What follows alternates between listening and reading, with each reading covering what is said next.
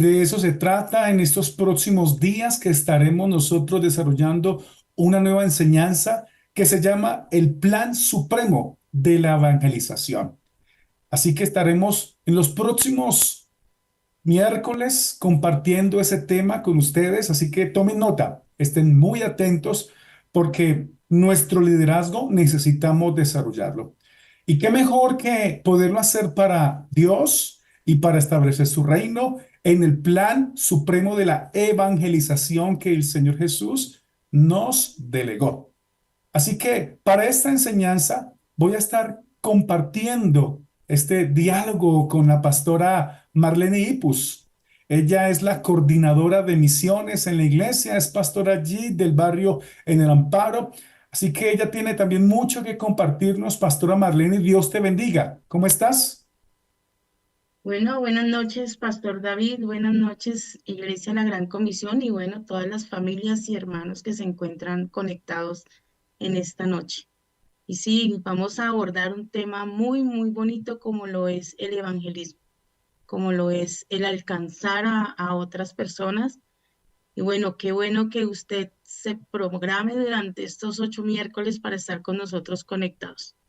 La meta de nosotros es hacer la tarea que el Señor Jesús nos encargó, ir y hacer discípulos. Qué bueno eso. Y tenemos un gran modelo. Nuestro modelo es Jesucristo. Y a través de estas enseñanzas estaremos viendo los pasos que Él usó para ganar a otros para el Señor, llevar su palabra, generar el evangelio en el corazón de cada uno de sus discípulos. Y Marlene, ¿qué tal si hacemos que nuestros conectados acá también nos estén acompañando y de paso vemos la interacción que ellos tienen? ¿Qué pregunta le queremos hacer a ellos en el chat para que nos ayuden allí a responder? Si queremos que nos ayuden respondiendo a la pregunta, ¿cuál crees que es el mejor método para evangelizar? Para ti, ¿cuál es el mejor método para evangelizar? Y bueno, sabemos que hay conectados coordinadores, líderes, pastores, hermanos en general, así que bueno, vamos todos a responder en ese chat, ya sea por el Facebook o por YouTube, esa pregunta. ¿Cuál crees que es el mejor método para evangelizar? Y mientras las personas nos responden, me gustaría, bueno, Pastor David, bueno, David, con más confianza, pues somos todos muy cercanos, somos una familia. Me gustaría preguntarte cuáles crees que pueden ser los problemas de los métodos de evangelización. ¿Cuáles son esos problemas a los que nos podemos estar enfrentando?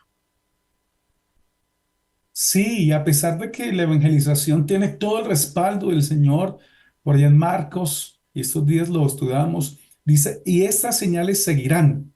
Hay mucho respaldo del Señor en la evangelización, y a pesar de eso hay unos obstáculos, y podría resumirlos en dos. Uno tiene que ver con el propósito que se entiende de evangelismo y el otro tiene que ver con la efectividad de los métodos que hemos tratado de usar. En primer lugar, el propósito, el fin. Y aquí hay una confusión es porque hay que evangelizar. Y como no se tiene claro el propósito para evangelizar, entonces eso se vuelve un gran obstáculo porque se generan muchas ramas. ¿Hacia dónde voy? Por aquí, por allá. Y muchos no cumplen realmente con esa tarea de evangelizar. No se entiende el propósito. Y por otro lado, la forma, la metodología para evangelizar quizá no es la mejor. Y allí entonces también se pierde la efectividad para ganar a otros para el Señor. ¿Y tú qué piensas de esto? Pienso que es cierto, a veces nos enfocamos en las actividades y no está mal, aclaramos.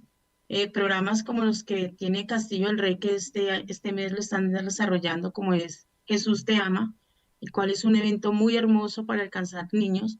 Eventos como los que hemos tenido en Semana Santa, donde evangelizamos de manera, ya sea a través de los cultos, a través de obras o evangelismo en calle. Lo más importante no son en sí las actividades, sino lo más importante es saber que nosotros somos hombres y mujeres que debemos estar ocupados cumpliendo la tarea de comunicar el Evangelio. Nosotros tenemos que estar ocupados en esa tarea. y para eso no necesitamos tener una actividad puntual. Pienso que esa debe ser nuestra tarea diaria y nuestra tarea permanente, porque es que el Evangelio es eso, el Evangelio es comunicar. ¿Comunicar qué? Las buenas noticias, comunicar la verdad de la palabra, comunicar la verdad de lo que hizo Jesús por nosotros. Así que nosotros desde donde estemos, en nuestro entorno, en la casa, ahí tu ama de casa, a tus vecinos, tú estudiante que estás conectado en el colegio, en la universidad, debemos convertirnos en personas que comunican el Evangelio de manera constante. Entonces, esa debe ser nuestra tarea primordial y por eso lo aprenderemos a evangelizar como lo hizo Jesús. Mm. ¿Cómo Jesús evangelizó? ¿Cómo Jesús hizo esa tarea y ahora cómo nos las deja a nosotros? Pero bueno, pienso que antes de iniciar queremos ver las respuestas y bueno, David, tú en YouTube aprendido y conectado, cuéntanos, ¿qué han respondido las personas del método para evangelizar? Bueno, pues aquí poder saludar a algunos hermanos que muy fielmente están ahí atentos y comparten sus opiniones. Entonces, saludar aquí a Sandra Gaviria, Dios te bendiga, ella también nos saluda. Muchas bendiciones para ti, Sandra. Irma Vallejo también, Dios te bendiga. Nuestro querido compañero el pastor Sergio nos saluda desde ese lugar allí en Patio Bonito. También José Navarro nos saluda, Dios te bendiga, apreciado.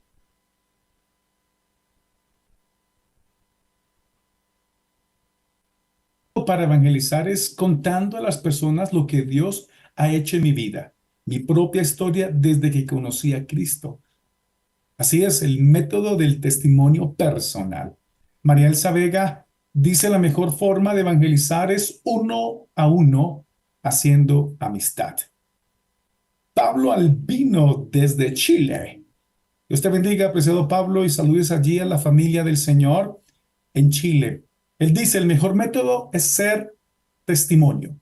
No necesitas hablar, se necesita vivir lo que hablamos. Wow, uy, no, aquí ya él resumió toda la enseñanza esta noche. Bien, María de Rosario nos dice, primeramente debemos orar. Ujú. Y es verdad. Lo primero la oración. Así es. Estamos muy de acuerdo, María de Rosario. Orar para que el Espíritu Santo coloque en nuestra mente lo que debemos hablar y cómo lo podemos hacer. Amén, así es. Leonardo Luna dice, me gusta evangelizar uno a uno, pues interactuamos y podemos discernir qué necesidades tienen y así podemos guiarlos a Cristo. Flor Ariza, relacionando, nos hace amistades. Yolanda Castillo, uy, tenemos varias respuestas. Voy a leer algunas, solamente por el espacio de tiempo. Ustedes saben que aquí este espacio en las redes y en la televisión vale mucho. Ah, no. Pero unos mensajes. Yolanda Castillo nos dice, mostrándome a mí misma como ejemplo para dar a conocer a Jesús, mas no ser una piedra de tropiezo. Leo una última, Ruth Carolina nos comparte dando a conocer nuestro testimonio. Creo que hay unas coincidencias en estas respuestas, ¿no? Dos o tres maneras muy comunes de evangelizar. Por este lado YouTube, pero por allá por el Facebook, que han escrito nuestros hermanos, amigos que estén conectados. Bueno, aquí por el Facebook dice mostrar, la hermana Yubeli Parra, Dios me la bendiga, mostrar a Cristo en lo que hagamos. Bueno, aquí en el Facebook son más limitadas las respuestas, pero bueno, esa es una muy buena respuesta, mostrar a Cristo en lo que hagamos. Y bueno, esto es lo que vamos a aprender en esta noche. Y es hoy ese principio, el principio de la selección. Es el primer principio para saber cómo evangelizar. Y pues, aunque puede sonar una palabra muy general, selección, y es un concepto muy básico, un concepto muy claro, ¿qué es eso? La selección es cuando elegimos a alguien por encima o la preferimos sobre las demás. Y puede ser por las capacidades, puede ser por los talentos, puede ser por preparación, por experiencia, por sus mismos valores. Es así como cuando nosotros vamos a buscar trabajo o algún lugar a buscar algo, hay un principio de selección, principios de selección de personal para un puesto de trabajo, selección de jugadores de fútbol. David, a ti que tanto que te gusta el fútbol, tú debes saber que mucho sobre cómo eligen los jugadores de fútbol para sus equipos y todos en algún momento nos hemos enfrentado a procesos de selección. ¿Quién tiene mejor capacidad para hacer esto o para hacer aquello? Así que nosotros tenemos que mirar que ese es un buen principio. Pero David, ¿cómo has visto tu procesos de selección? Cuéntanos algo que tú hayas visto acerca de esos procesos de selección. Bueno, de manera particular, el Evangelio del Señor Jesús tiene una selección muy especial. Hay una frase que se usa muchísimo, muchas personas la usamos cuando compartimos la palabra y dice, el mundo llama a los capacitados, pero Dios llama para capacitar. El mundo llama a los capacitados, pero Dios llama para capacitar. Y es así, ¿no? Hay un perfil para que las personas puedan entrar a esa selección en nuestro mundo. Tú lo decías en cuanto al fútbol. En algún momento que se haga la convocatoria del equipo, entonces se perfila el que mejor esté físicamente, el que esté corriendo, el que sepa la mejor técnica, el que esté como sudando mejor la camiseta. Pero en cuanto al evangelio, el Señor llama y la única cualidad que Él realmente busca que la persona tenga es la cualidad de estar dispuestos, estar dispuestos. Solamente decirle, sí, Señor, aquí estoy. Esa es la cualidad. Y todos, por el perfil que tengan, profesional, académico, edad, de género, de estrato social, todos podemos entonces darle esa respuesta a Dios, estar muy dispuestos y decirle sí a Dios. Y esa es la manera en que Dios selecciona. Entonces, pues, querida Marlene, el tema que hoy queremos compartirle a nuestros amigos y aquí los conectados es el paso número uno del plan supremo de la evangelización y es la selección. Y pues para eso, ¿qué necesitamos, Marlene? Bueno, el primer paso es cercanía a las personas. Tenemos que ser cercanos a las personas y la palabra del Señor nos lo enseña en el Evangelio de Juan. Y vamos a mirar el Evangelio de Juan, capítulo 1, versículo 35 al 45. Y dice la palabra del Señor. Al día siguiente, Juan estaba de nuevo allí, con dos de sus discípulos. Al ver a Jesús que pasaba por ahí, dijo, aquí tienen el Cordero de Dios. Cuando los dos discípulos lo oyeron decir esto, siguieron a Jesús. Jesús se volvió y al ver que los seguían les preguntó, ¿qué buscan? Rabí, ¿dónde te hospedas? Vengan a ver, les contestó Jesús. Ellos fueron, pues, y vieron dónde se hospedaba, y aquel mismo día se quedaron con él y eran como las 4 de la tarde. Andrés, hermano de Ciro, era uno de los dos que al oír a Juan habían seguido a Jesús. Andrés encontró primero a su hermano Simón y le dijo, hemos encontrado el Mesías, es decir, el Cristo. Luego lo llevó a Jesús, que mirándolo fijamente le dijo, tú eres Simón, hijo de Juan, serás llamado Cefas, es decir, Pedro. Al día siguiente, Jesús decidió salir hacia Galilea. Se encontró con Felipe y lo llamó, sígueme. Felipe era del pueblo de Bethsaida, lo mismo que Andrés y Pedro. Felipe buscó a Natanael y le dijo, hemos encontrado a Jesús de Nazaret, el hijo de José, aquel quien escribió Moisés en la ley y de quien escribieron los profetas. Vemos en estos pasajes que Jesús seleccionó y seleccionó a varios. Seleccionó a Juan, seleccionó a Andrés, seleccionó a Pedro, a Felipe, a Natanael, pero no solamente hay nosotros en los evangelios, en Marcos también lo dice que el Señor seleccionó a Mateo. Cuando pasó por Capernaum, también seleccionó a Jacob, a Felipe, a Bartolomé, a Tomás y aún al mismo Judas.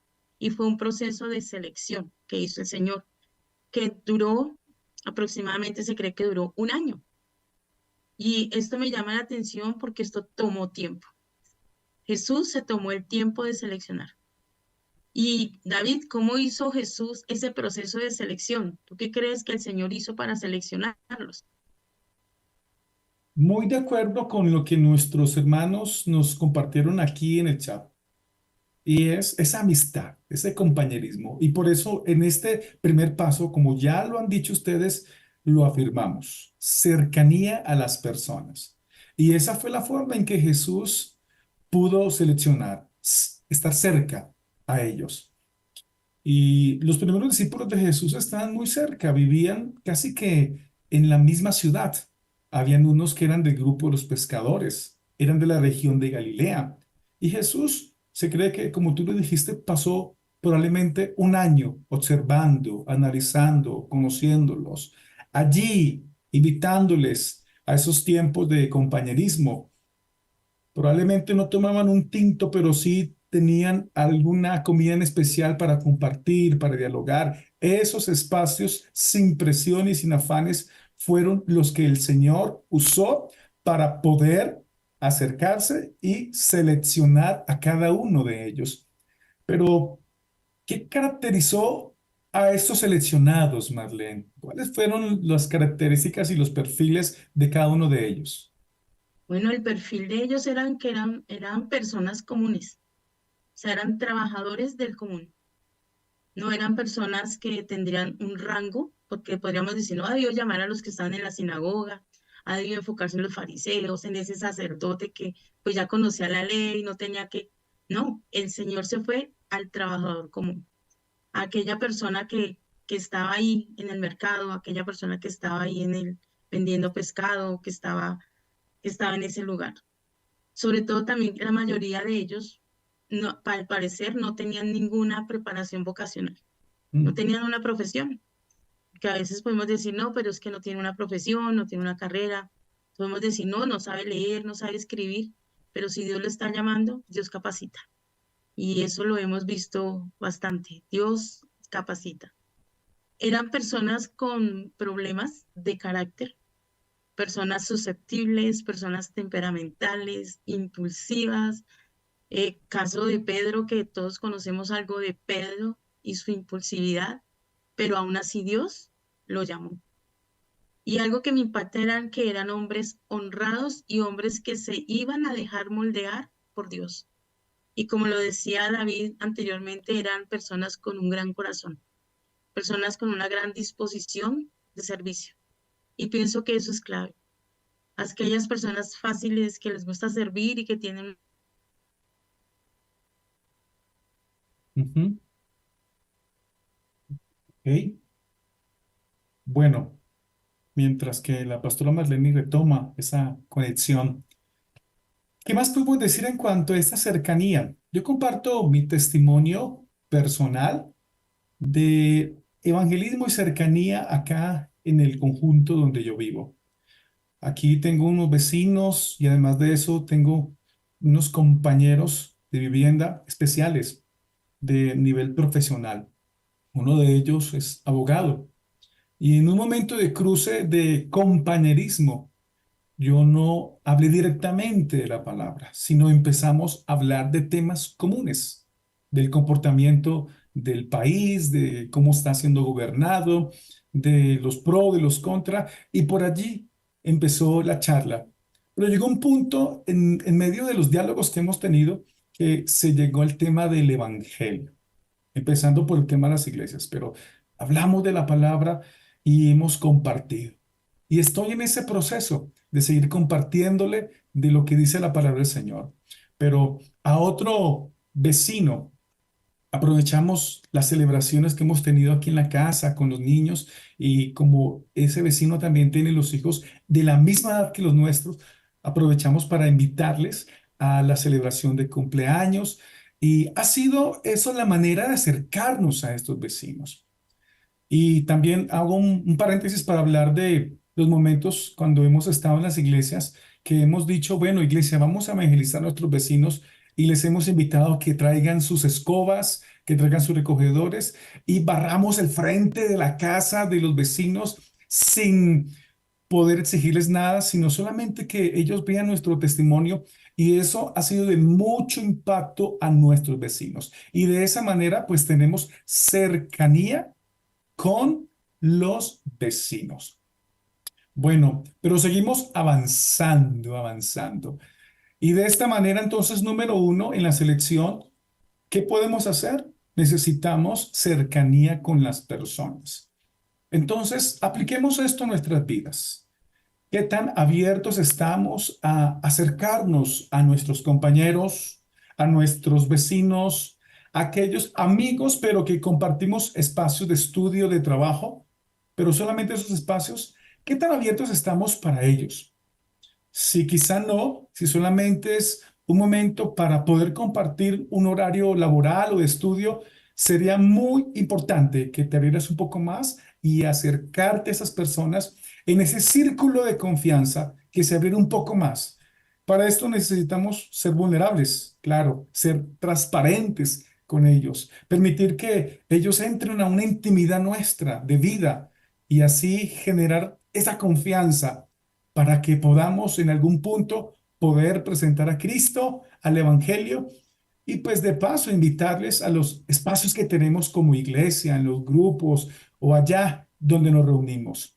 Qué importante es eso de la cercanía. Sigo avanzando, sigo avanzando. Veo que la pastora Marlene tiene problemas en su conexión mientras ella se conecta. Entonces, pasemos al siguiente paso en este principio de la selección. Y el siguiente paso, además de cercanía a ellos, se necesita en segundo lugar lo que hizo Jesús con sus discípulos: capacitación, capacitarlos. Jesús en esto fue un tremendo entrenador, tremendo maestro, tremendo mentor para sus discípulos. Él fue un gran capacitador, al punto de que hoy tenemos esa huella, ¿no? La huella que nos dejó Jesús en cuanto a su liderazgo.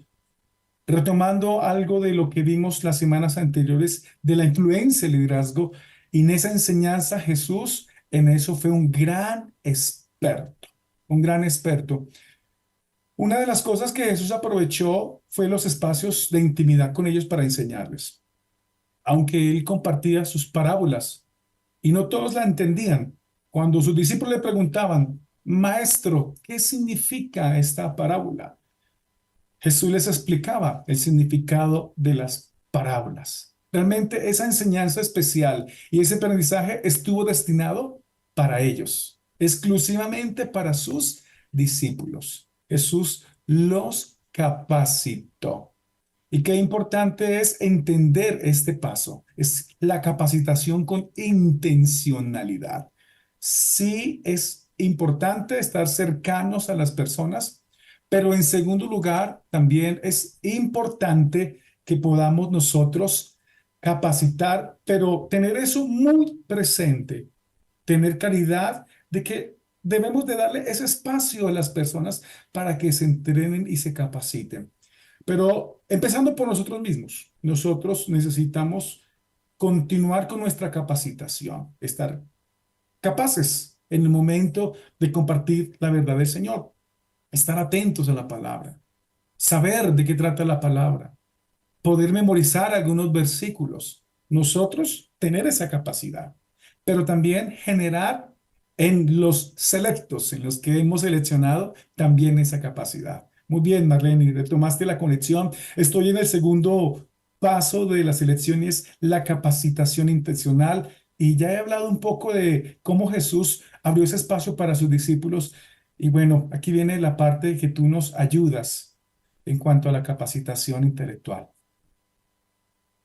Bueno, frente a la capacitación de cómo In- preparar a los que hemos seleccionado, intelectual, ¿no? Perdona, intelectual, intencional. Intencional. intencional, Así es. capacitación intencional. Ajá. Bueno, imagino, no sé, la Biblia como lo decía, Jesús se enfocó en enseñarles cosas del reino, sobre el reino, y a la medida que lo iban entendiendo, les iba delegando privilegios y muchas responsabilidades. Así que Jesús se enfocó de esa manera. ¿Qué les enseñó? Les enseñó sobre la vida eterna, les enseñó sobre el perdón de pecados, les enseñó sobre el amor del Padre. Y eso lo vemos ejemplo en Juan capítulo 15, versículo 9, donde dice: así como el Padre me ha amado a mí, también yo los he amado a ustedes. Permanezcan en mi amor. En Juan capítulo 16, versículo 27 vemos que dice, ya que el Padre mismo los ama porque me han amado y han creído que yo he venido de parte de Dios. Y esas eran las enseñanzas de Jesús, el reino de Dios. Él se enfocó en esa parte que era lo más importante. Y como decía el pastor David, el Señor les enseñaba por medio de su ejemplo, por medio de parábolas, por medio de preguntas. Ellos hacían preguntas, él les respondía, pero él también les hacía preguntas mirando si estaban aprendiendo o no estaban aprendiendo. Y vemos que tanto así que el Señor un día les dijo, ¿todavía no han entendido? Mm, Yo a veces digo, Señor, el Señor a veces dirá de nosotros lo mismo, y este todavía no ha entendido, pero eso mm, tiene que ver con una capacitación intencional. Cuando no comprendemos algo, tenemos que volver a estudiar, tenemos que profundizar en las escrituras, tenemos que leer buenos libros, tenemos que prepararnos, porque no todas nos las sabemos y a veces hay preguntas que dejamos en el aire a aquellos que hemos seleccionado. Y cuando dejemos preguntas en el aire, es bueno, voy a investigar, voy a averiguar y vengo y te respondo, para ujú, evitar que las personas empiecen a querer conocer por otros medios. Y a veces, no sé si usted alguna vez lo ha hecho, preguntas a una misma Google de cosas y le salen de todas las religiones, de todas las sectas y usted puede decir, no, esto está súper bien, pero tú puedes estar leyendo documentos musulmanes, puedes estar leyendo de los testigos de Jehová, puedes estar leyendo de los mormones. Entonces, por eso nosotros tenemos que tener una capacitación intencional, como lo decía David, no solamente nosotros mismos, sino capacitar a otros y preparar, preparar a los que hemos seleccionado, construir buenas relaciones con ellos. ujú, Eso es lo importante, construir esas buenas relaciones, tener amistad con cada uno de ellos, influenciar a las personas de manera positiva. O sea, evitar la queja, evitar el negativismo, el no puedo, el que es que ese grupo, es que ese hermano no va a cambiar, es que ella ujú, como que no quiere, yo lo dejo. No, eso no sucede, eso me pasa a mí, no para generalizar. Pero a veces decimos cosas que no deberíamos decir y el Señor dice, no, prepare a los que ha seleccionado.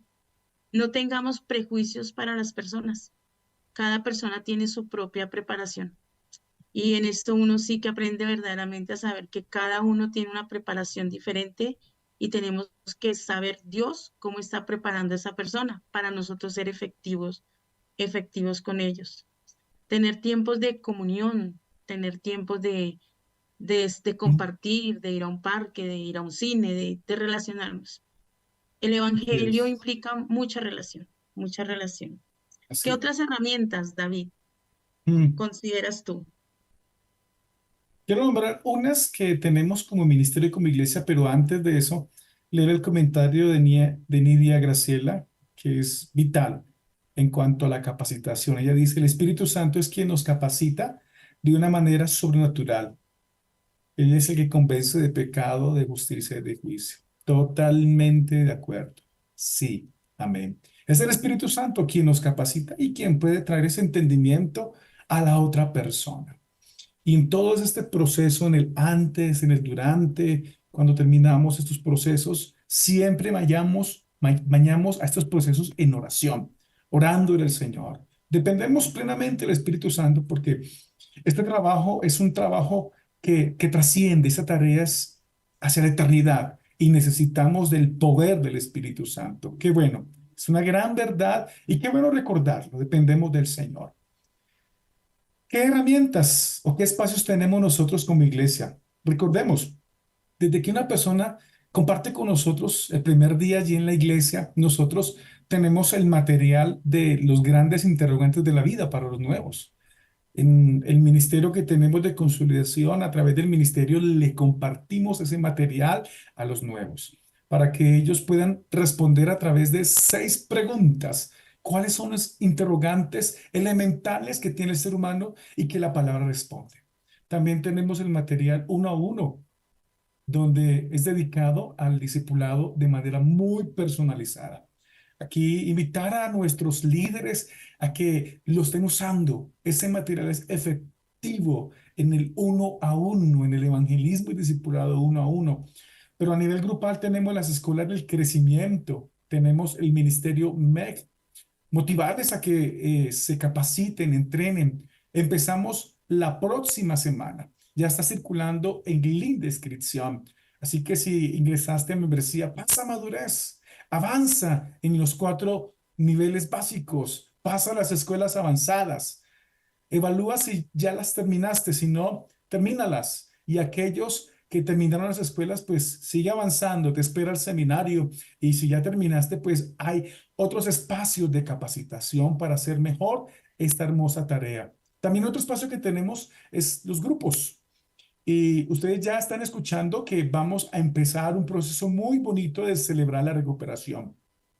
Y queremos como iglesia que aquellos, especialmente aquellos que no participan de un grupo, que puedan abrir un grupo, que lo lideren o que se agreguen a un grupo nuevo, donde van juntos a celebrar la recuperación.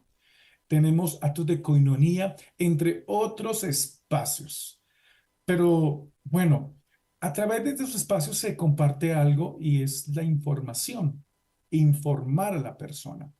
Pero la información en sí no genera nada si la persona no toma esa información y la practica. Así que hay 3 momentos y que parecen iguales, pero son diferentes. Uno es informarnos, informar. Otro es formarnos. Y el otro es transformarnos. Así que a través de estos espacios y de todo lo que recibamos, pues informémonos, pero permitamos que eso transforme nuestra vida y que al hacerlo podamos bendecir y transformar a otras personas. ¿Qué más podemos decir de esto, Marlene, en cuanto a la capacitación? Bueno, animarnos, animar a otros, preparar a los discípulos, prepararlos para el futuro, prepararlos de la misma manera que a nosotros nos han preparado. Y algo que decía David es culminar. Y yo animamos a la iglesia, a los que están conectados, a los que están iniciando, a culminar los procesos, a no dejar a medias las escuelas, a no solamente me bauticé y ya, no, a seguir, a avanzar. No hay nada mejor que prepararse, recibir conocimiento, pero verdaderamente mientras uno está haciendo, recibiendo ese conocimiento, está siendo transformado. Y de esa manera el Señor sigue cumpliendo la tarea y la labor en nosotros, porque no buscamos personas dependientes. No, yo me imagino, y en el caso de David que tiene niños, él no espera que sus hijos crezcan a la edad de los 25 años, sigan siendo dependientes.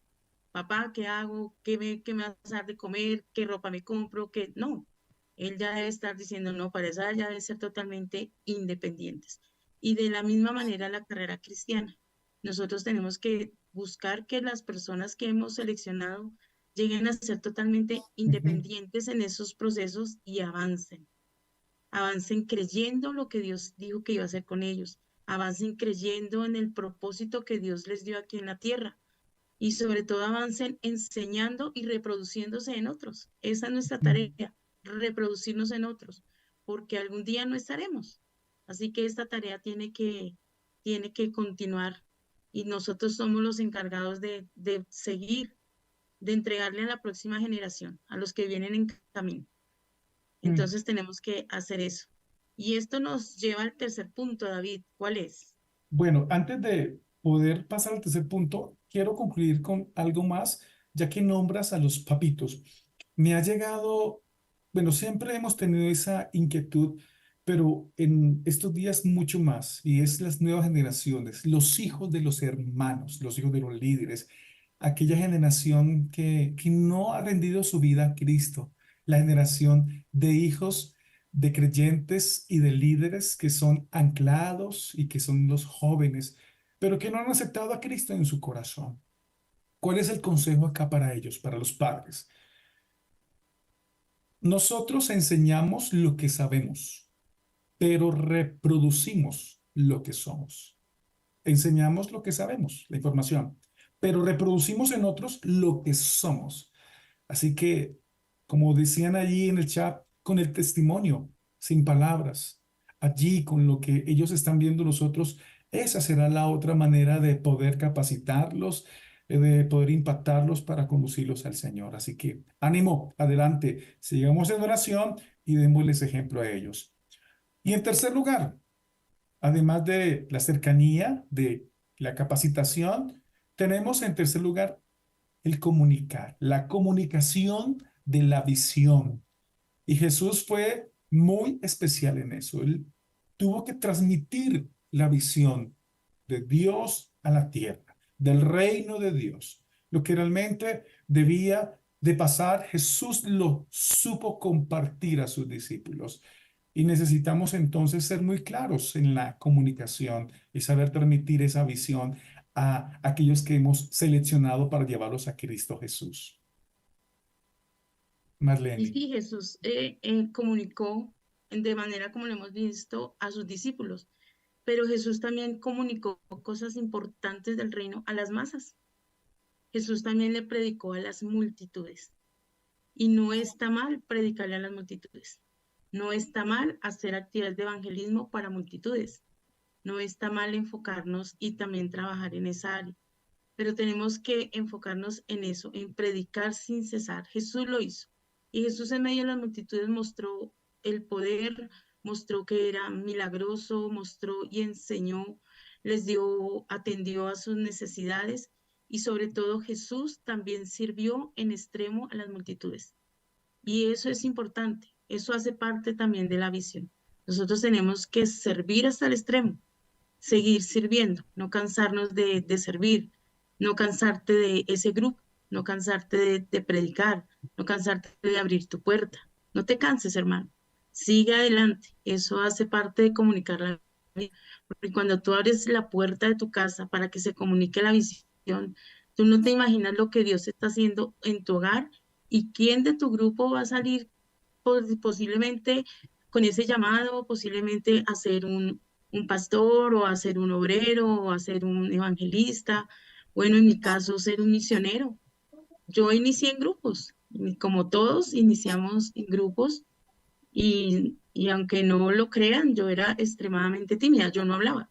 Yo iba y me sentaba y yo no hablaba, no compartía con nadie, era muy, muy, muy tímida, muy callada, pero Dios empezó en mí ese proceso y pienso que la persona que seleccionó Dios para que me seleccionara a mí, por decirlo así, la usó de tal manera que hoy en día se pueden ver los resultados.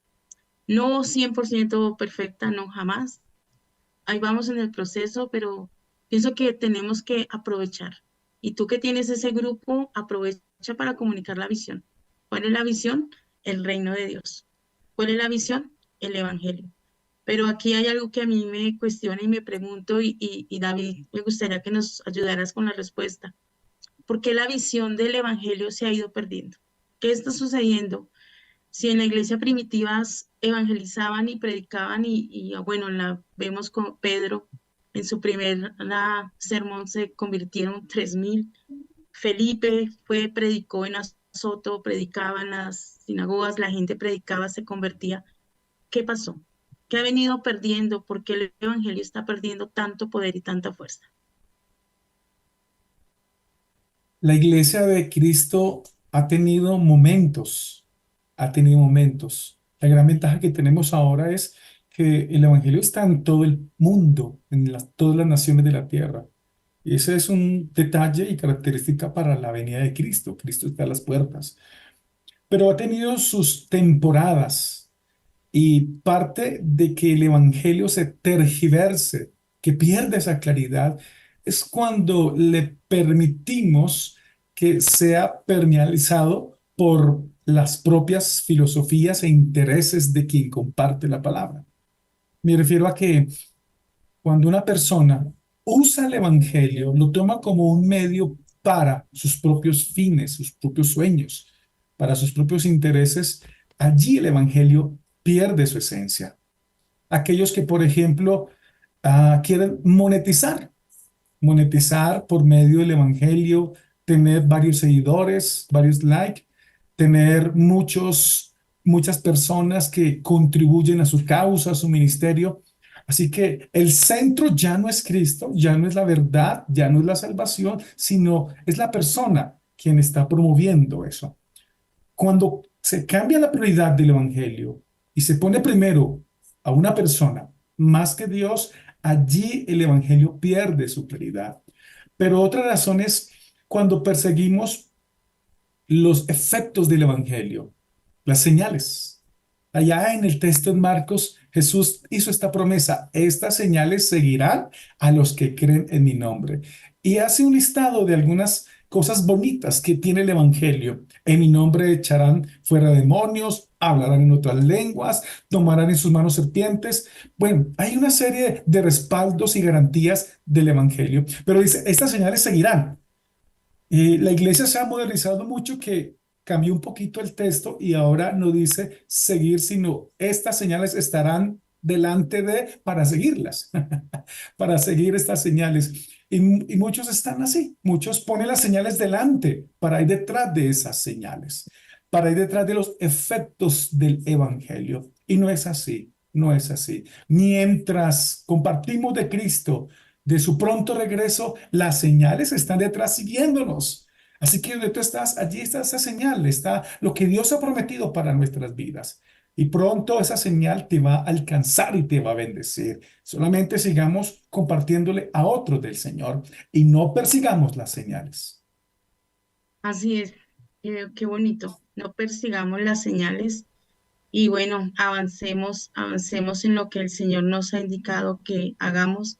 Y aunque nosotros, así como le pasó a Jesús, Jesús se convirtió en una persona impopular. Cuando Jesús les habló verdaderamente, las masas dejaron de seguirlo. Lo hemos visto y lo vemos en los evangelios, que las masas lo dejaron de seguir. Si Jesús se hubiera enfocado en las masas, no hubiera tenido quien siguiera la labor, no hubiera tenido discípulos, porque habían seguido a las masas. Por eso el Señor se enfocó en ellos, en esos 12. Y nosotros por eso tenemos que enfocarnos en aquellos que serán los pioneros del liderazgo. Y ese liderazgo que Dios les dará puede ser para masas, pero también puede ser para grupos, pero puede ser no más para uno. No interesa, yo aquí digo, la cantidad no interesa. Lo que interesa es enfocarnos en lo más importante, que es el Evangelio, que es el perdón de pecados, que es el predicar de Cristo y que es hablar de su regreso. Ese es el Evangelio. Lo demás, como decía el pastor David, pienso que son las bendiciones que Dios le da al mismo Evangelio. Pero si Dios no quisiera, aún sigamos predicando de ese perdón de pecados que es tan, tan importante. Eh, Veía que hay más de 7.300 lenguas. Eso quiere decir que hay más de siete Mm. mil trescientos grupos lingüísticos. No estamos hablando de grupos étnicos, grupos lingüísticos aún sin el Evangelio. Y uno dice, wow, Señor, ¿cuánto nos falta verdaderamente entender la tarea evangelizadora? Entender que tenemos un camino largo y que tenemos que hacer nuestra tarea, hacer lo que el Señor nos ha indicado.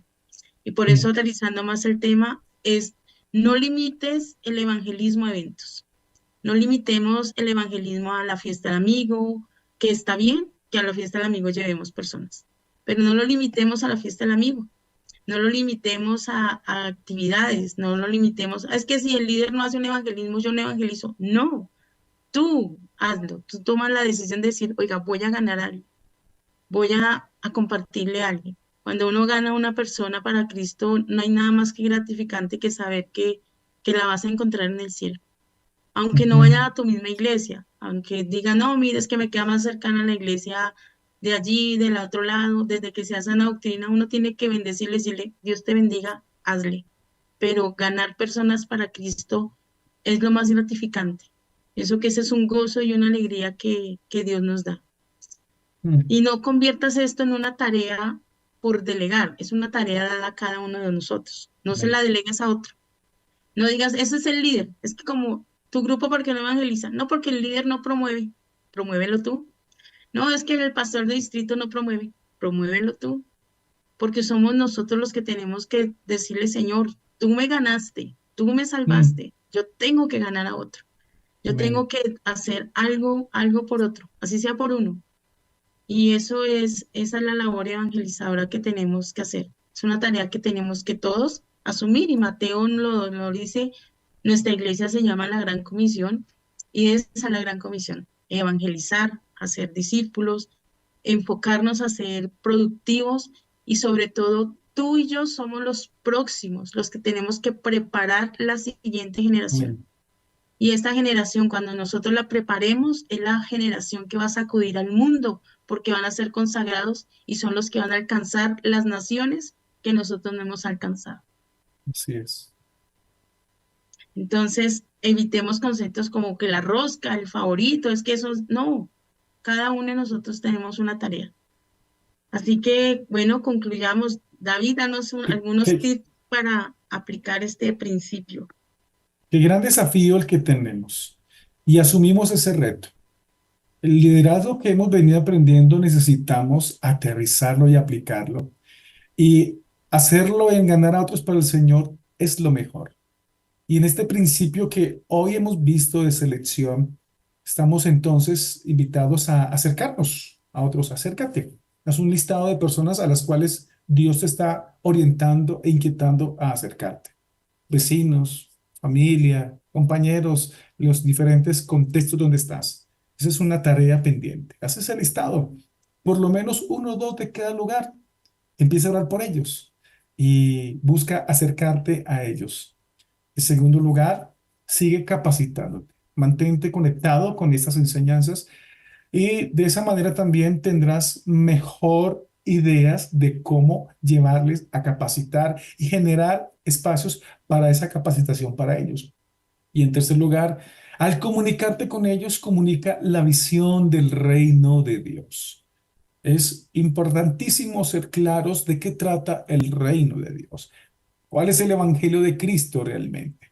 Como nuestro pastor muchas veces nos dice, pare de sufrir, no es cierto. Más bien el evangelio es bienvenidos a cargar la cruz con Cristo, pero sabemos que tenemos toda la fortaleza de parte de Él. Así que comuniquemos bien.